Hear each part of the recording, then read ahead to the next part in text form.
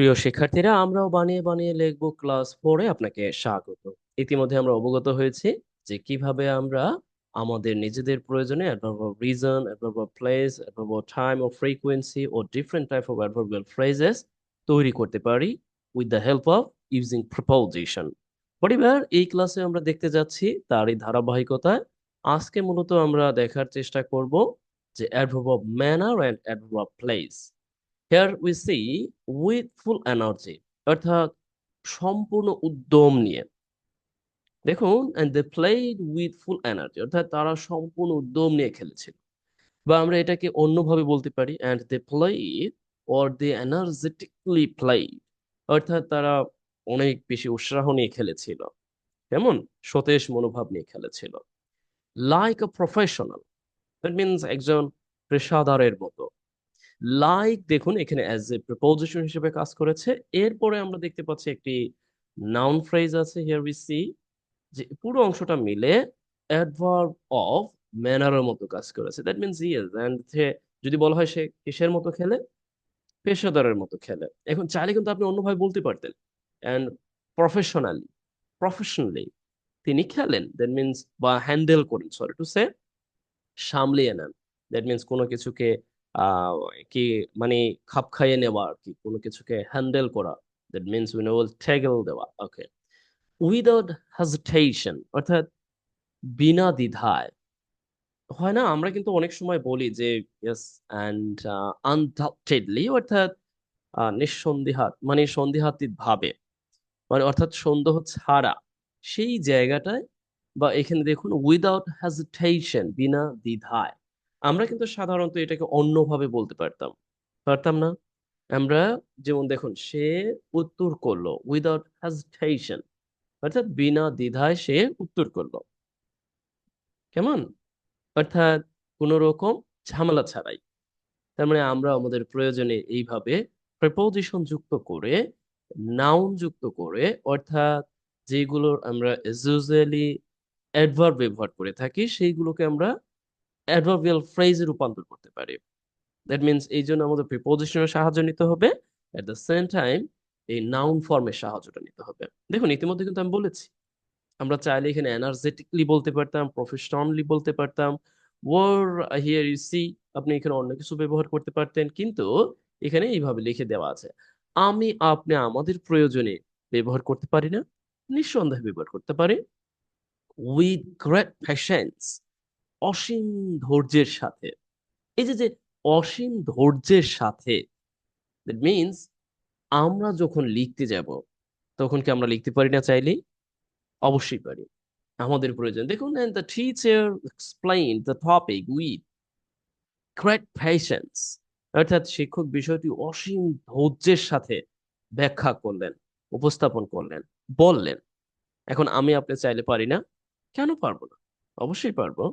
Here we see and in a harmonious way, মজাদার ভাবে। বা আমরা বলতে পারি yes and অনেকটা সরি টু সে হিউমোরাস। আমি ভুল বলেছি, harmonious not, and this is হিউমোরাস, অর্থাৎ মজাদার। হিউমোরাস উইনেবল একটা মজার বা অনেকটা কৌতুক বা হাস্যোজ্জ্বল বা হাস্যোচ্ছল এরকম। সেই ক্ষেত্রে এখানে বলা হয়েছে হিউমোরাস ওয়ে, অর্থাৎ মজাদার ভাবে। That means he told the story in humorous way. Okay, আমরা এভাবে আরো দেখবো, বাট হিয়ার উই সি আমরা একটু অ্যাডভার্ব অফ প্লেস দেখতে পারি। Okay, in the neighbourhood, that means পড়শি এলাকা, দ্যাট মিনস আমরা বলতে পারি যে প্রতিবেশী এলাকা। LFC and there is a new cafe, অর্থাৎ আমার প্রতিবেশী এলাকায় একটি নতুন ক্যাফে হয়েছে বা আছে, রয়েছে, এরকম অর্থ দিতে। and at the entrance, অর্থাৎ প্রবেশ পথে। দেখুন আমরা সাধারণত নেইবারহুড প্রতিবেশী হিসেবে ব্যবহার করি, ওর এন্ট্রান্স এটাকে ব্যবহার করি প্রবেশ পথ হিসেবে। কিন্তু আমরা যখন আমাদের প্রয়োজনে বলবো যে প্রবেশ পথে, অর্থাৎ এখানে জায়গা নির্দেশ করছে। That means at the entrance, প্রবেশ পথে। The guard was standing at the entrance, অর্থাৎ প্রবেশ পথে দাঁড়িয়েছিল। At the entrance as usually we know, আমরা জানি, আমরা ব্যবহার করে থাকি, বাট তারপরও হয় না যে একটু দেখলাম একটু জানলাম। ওকে, ওয়ান দ্য লেফট সাইড, অর্থাৎ বাঁ দিকে। যখন আপনি কিছু লিখবেন, বলবেন, কথা বলবেন on the right side or on the left side, আপনার প্রয়োজনে আপনি ব্যবহার করতে পারেন। You will find the shop, অর্থাৎ আপনি দোকানটি পাবেন। And on the left side, কি আমরা আমাদের কথা বলা ব্যবহার করতে পারি না? যে yes, on the left side এ আপনি পাবেন or on the right side এ আপনি পাবেন। কেমন? Or here we see and beyond the mountains, পাহাড়ের ওপারে, দ্যাট মিনস পাহাড়ের ওই পারে, beyond পিছনে বোঝাতে আমরা সাধারণত behind ব্যবহার করে থাকি। ওকে? আবারও যদি হতো পাহাড়ের পাদদেশে, তাহলে on the when a well and পাদদেশে, that means root of the mountains। আর যদি উপরে হতো তাহলে top of the mountains, on the হতো। and under the bridge, সেতুর নিচে। এবার এখন আমরা চাইলে আমাদের প্রয়োজনে এগুলোকে ব্যবহার করতে পারি। তাই নয় কি? ওকে, আমরা একটু প্র্যাকটিক্যালি দেখতে পারি। এখানে তো দেখলাম লেখা আছে, এগুলো দেখলেন। আমরা একটু প্র্যাকটিক্যালি দেখতে পারি যে আসলে কিভাবে আমরা আমাদের প্রয়োজনে এগুলোকে প্র্যাকটিক্যালি ব্যবহার করতে পারি। কেমন? ওকে। দেখুন আমরা এই ২ টি দিয়ে যদি একটু প্র্যাকটিক্যালি দেখার চেষ্টা করি, যে কথার কথা। দেখুন আমরা তো জানি তারপরেও আমাদের একটু প্র্যাকটিস করাটা ভালো না? আমি বললাম যে এইরকমভাবে, সরি টু সে হিয়ার, এখানে একটু সমস্যা হচ্ছে, আমি ঠিক করে নিচ্ছি। সে পর্যন্ত আপনারা একটু দেখতে পারেন যে আসলে এই যে adverb of place, adverb of reason আমরা শিখছি, এগুলোকে আদতে আমরা কাজে লাগাতে পারব। ওকে।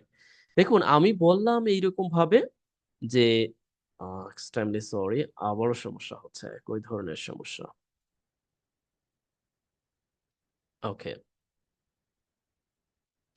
আমরা বললাম যে "There is a", এরকমভাবে বললাম যে "There is an ancient school", এরকমভাবে বললাম যে "There is an", একটি প্রাচীন কালের একটি কি স্কুল রয়েছে, প্রাচীন স্কুল রয়েছে। স্কুল রয়েছে। আমি বললাম যে "Yes, and in my village", কথার কথা বললাম যে আমাদের গ্রামে প্রাচীন কালের একটি স্কুল রয়েছে। বডিবে জাস্ট একটু ইমাজিন করলাম। এটা কিন্তু সত্য না। যখন আপনি লিখতে যাবেন তখন সত্য ঘটনা লিখবেন। ওকে। "There is an ancient school in my village", যে আমার এলাকায় একটি প্রাচীন স্কুল রয়েছে। এরপর আমি বললাম ওকে, যে আমার এলাকায়, ঠিক না? এখন আমরা সিম্পলি কিন্তু এটা ব্যবহার করে দিতে পারতাম। যেমন দেখুন এখানে কিন্তু আমি আবার একটি অ্যাডভার্বিয়াল ফ্রেজ তৈরি করেছি। That means adverb of place তৈরি করেছি। কেমন? অর্থাৎ আমার এলাকায়। এখন আপনি চাইলে সিম্পলি এভাবে দিয়ে দিতে পারেন যে ইন দা, এইভাবে যে কি নয়বারহুড। কেমন? হিয়ার ইউ সি নয়বারহুড, অর্থাৎ এলাকায় একটি কি রয়েছে? পড়শি এলাকায় একটি ক্যাফে রয়েছে। কেমন? এরপর আমি এইভাবে বললাম যে যেখানে, যেখানে আমি বললাম যে একটি বডিবার, আমরা বললাম যে একটি বড়, আ একটি বড় কি রয়েছে? বললাম যে একটি ভাস্কর্য রয়েছে। ওকে? ওর বডিবার আমরা যা চিন্তা করতে পারি, অন্য কিছু বলতে পারি। যেমন আমি বলতে পারি যে uh yes, and where there was also, আমরা বলতে পারি there is, a there also, এইভাবে there also is a big tree, অনেক বড় একটি গাছও আছে। এরকমভাবে বললাম যে অনেক বড় একটি আ big tree, অনেক বড় একটি গাছও আছে। এরপর বললাম যে প্রবেশ পথে or at the entrance, প্রবেশ পথে। What? প্রবেশ পথে, that means আমরা বলতে পারি যে yes, and the at the entrance of the area or boundary of the school, অর্থাৎ স্কুল বাউন্ডারি যে আছে তার যে প্রবেশ পথ আছে, সেই প্রবেশ পথে সেখানে একটি বড় গাছও আছে। মানে এই যে চিন্তা করা। এরপর আমি আবারও এটা বললাম যে উম আ বিশেষ করে বাঁদিকে, এরকমভাবে বললাম যে on the left side, left side of the, আমরা বলতে পারি যে স্কুল, স্কুলের বাঁদিকে কোথার কথা বললাম যে there, hmm, there is the, আমরা বললাম যে ওকে অনির্দিষ্ট অর্থে বলি there is a river। এরপর আমরা বললাম যে আড়িয়াল খাঁ। আরিয়াল খা, অর্থাৎ আরিয়াল খা নামের একটি নদীও আছে। ঠিক আছে? এই যে, যে আমরা প্রয়োগ করলাম, এটাই হচ্ছে প্র্যাকটিক্যাল ইউজ। আপনি যতক্ষণ অব্দি প্রয়োগ না করবেন, এগুলো কিন্তু আপনি আপনার প্রয়োজনে ব্যবহার করতে পারবেন। তারপরে আপনি আবারও বলতে পারেন যে এরকমভাবে যে দেখুন যে অ্যান্ড ওয়ান্ডা আপনি বললেন যে ওয়ান্ডা রাইট সাইড, ওকে?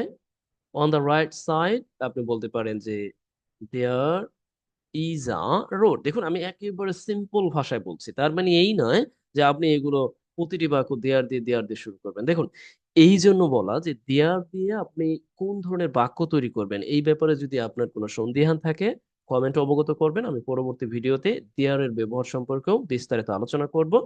বিস্তারিত তো করা সম্ভব না। তারপরেও করব যে যেন আপনি অন্ততপক্ষে এটাকে নিতে পারেন। যেন আপনি আপনার প্রয়োজনে ব্যবহার করতে পারেন। যে খুব সহজেই কিভাবে আপনি আপনার প্রয়োজনে দেয়ারকে ব্যবহার করবেন।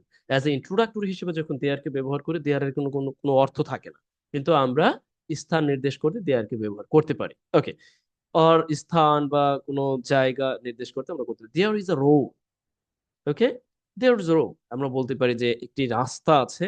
যেই রাস্তাটি আবার আমরা বলতে পারি কোন দিকে চলে গিয়েছে। দ্যাট মিনস আমরা বলতে পারি যে অ্যালং, অ্যালং দ্য রিভার অর্থাৎ নদী বরাবর একটি রাস্তা আছে। ওকে? এই তো জাস্ট হয়ে গেল। অর্থাৎ আমরা এগুলোকে প্র্যাকটিক্যালি দেখার চেষ্টা করব। যে আসলে নিজেদের প্রয়োজনে আমরা কিভাবে ব্যবহার করতে পারি। কেমন? আপনি আমি কি পারব না এগুলোকে ব্যবহার করতে? বলুন তো? কেন পারব না? ওকে। এখন দেখুন আমি আবারও লিখছি এইটাকেও ব্যবহার করব আন্ডার দ্য ব্রিজ। এখন আমি আবার কি বললাম? এখানে আমি বলে দিলাম যে অ্যান্ড ইয়েস when I দেখুন এখানে একটু ভিন্ন ব্যবহার করছে যে when I go there অর্থাৎ যখন আমি সেখানে যাই। গো দেয়ার। দেখুন এতক্ষণ পর্যন্ত দেওয়ার ছিল দেয়ার সরি টু সে দেয়ার ছিল ইন্ট্রোডাক্টরি হিসেবে অর্থবিহীন। মানে ইন্ট্রোডাক্টরি হিসেবে যখন দেয়ার ব্যবহার হয় এটার কোনো ইয়া নাই। দ্যাট মিনস কোনো মান নাই, কোনো মর্যাদা নাই। দরকার নাই, এটার কোনো ভ্যালু নাই। অর্থ দেয় না। কিন্তু এখন কিন্তু অর্থ দিচ্ছে। এখন কিন্তু দেয়ার এখানে ব্যবহার হয়েছে অ্যাজ এ অ্যাডভার্ব হিসেবে। That means when I go there যখন আমি সেখানে যাই। দেখুন I see I see a small small আমি বলতে পারি bridge. Small bridge that means ছোট্ট একটি ব্রিজ দেখতে পাই what tiny bridge we can say একটা ছোট্ট ব্রিজ দেখতে পাই ওর এখানে আমরা টাইনি বলতে পারি নো প্রবলেম আপনি বলতে পারেন অন্যভাবে বলতে পারেন টাইনি ব্রিজ দেখতে পাই ওকে এরপর আমরা একটু লিখে দিতে পারি যে ইয়েস অ্যান্ড এইভাবে লিখে দিলাম একটি কনজাংশনের সাহায্যে নিয়ে দ্যাট মিনস রিলেটিভ প্রোনাউনের সাহায্যে নিয়ে যে আন্ডার হুইচ যেইটির নিচে ওকে অর্থাৎ যে আই সি আমি একটি ব্রিজ দেখি এবং যেটির নিচে এরপর বললাম যে আন্ডার হুইচ যেটির নিচে এইভাবে বলতে পারি যে ইয়েস অ্যান্ড পানির যে স্রোত আছে that means current okay the flow of or we name the current এটা হচ্ছে স্রোত okay current of water from the river Arial Khan এরপর আমরা বলতে পারি ইয়েস অ্যান্ড ফ্লো অর্থাৎ বয়ে যায় বয়ে যায় এই যে, যে চিন্তা করা, এই যে, যে মানে আপনি ইনস্ট্যান্টলি চিন্তা করলেন, এই দেখুন এটা কিন্তু কোন ধরনের প্ল্যান ছাড়া। জাস্ট সিম্পল বাক্য দিয়ে তৈরি করা উইথআউট এনি আ প্ল্যান ওর উইথআউট এনি প্রিপারেশন। জাস্ট চিন্তা করা আর সিম্পল ভাবে তৈরি করা। এখন আমি তো সিম্পলি তৈরি করেছি।